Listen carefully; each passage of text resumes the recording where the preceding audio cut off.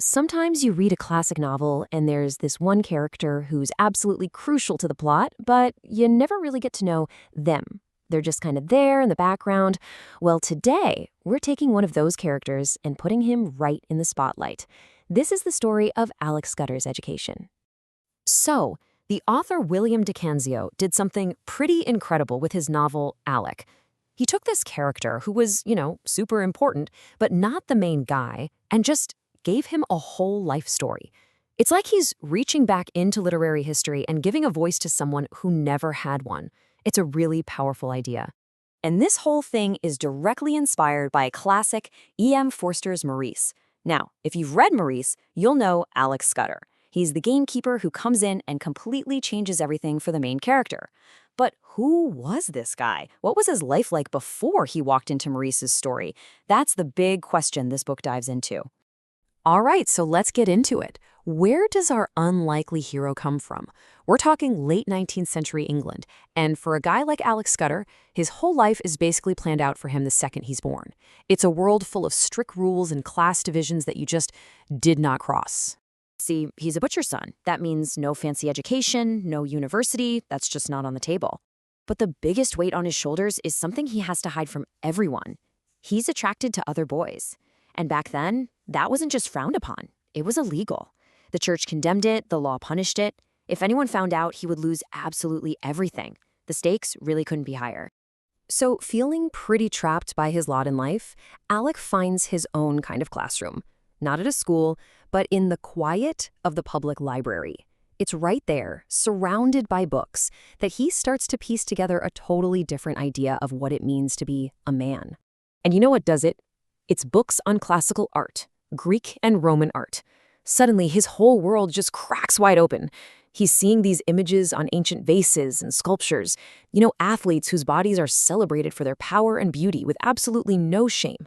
And even more than that, he finds stories of love between men that aren't portrayed as sinful, but as something noble. Can you imagine? It's a complete revelation. It's like he's finding proof, a historical anchor for feelings he's been told his whole life are just plain wrong. So you can see how this would just tear a person in two, right? On one hand, he's got this beautiful, noble world he's found in art. But on the other hand, all he hears from the world around him, his family, the church, the law, is that his feelings are degenerate thoughts, gross indecency, even unspeakable crimes. He's literally caught between two completely opposite worlds. And this is a really key moment. Alec has to make a choice, and he does. He decides to trust what he's found for himself. There's this great line where it says he believed his glorious athletes had more to teach him about manhood than this repulsive clerical scarecrow. And right there, in that moment, in this quiet, private act of defiance, he's basically deciding, I'm going to be the authority on who I am. Okay, so this secret education in the library, it gives him a foundation, a new way to think. But his education in the real world, well, that's just getting started. And it starts with a man named Ivanhoe Blunt, but everyone just calls him Van. And man, things move fast. Alec sees Van at this local physique contest, and he's just instantly drawn to him. Then they end up on the same tram home, which leads to this casual invitation to Van's barn. And just like that, in the afternoon sun, Alec experiences physical intimacy with another man for the very first time. For Alec, this is everything. It feels like this incredible fulfillment of everything he's ever wanted. He genuinely believes he's found it. But the story is quick to tell us he is wrong about that. This moment is huge. It's an important part of his education for sure. But it's not the final stop on his journey. Not even close. And that lesson ends with a pretty brutal slop of reality. Almost as fast as it started, it's over. Van's engagement to a woman is announced in church, a very public signal that he's choosing to conform. In a world like theirs, that secret, private moment they shared just couldn't survive. Van toes the line, and Alec is left with, well, just a memory, and a really painful lesson about the way things are. So after that heartbreak, Alec's life takes another big turn. He ends up going into domestic service, working on these big estates. And here, he gets a whole different kind of education, one that's all about class, loneliness, and just this quiet, grinding humiliation. Yeah, as a gamekeeper's assistant, he's incredibly isolated. He's not really a person anymore. He's just Scudder, the help, someone to be ordered around. He even has to fight off these predatory advances from a rich guest who sees him as less than human, just something to be used. And all that crushing loneliness starts to turn into this rock-solid plan. He has got to get out. He starts making plans to start a whole new life in Argentina with his brother. But of course, just when he's got this solid plan, this ticket to freedom, life throws him a curveball. His whole world gets flipped on its head. And it all happens at Penge, the estate where he's working. It's not some big dramatic event, it's not a conversation or a touch, it's just a single look from a guest. And that one glance changes absolutely everything. So here's the scene. He's just seeing some friends off and a car drives by. Inside is a guest, a man named Maurice Hall. And for just a split second, their eyes lock. And in that single moment, Alec sees this whole storm of feeling in Maurice's eyes. There's anger, but then it softens. And underneath it all is this raw look of want and loneliness and longing.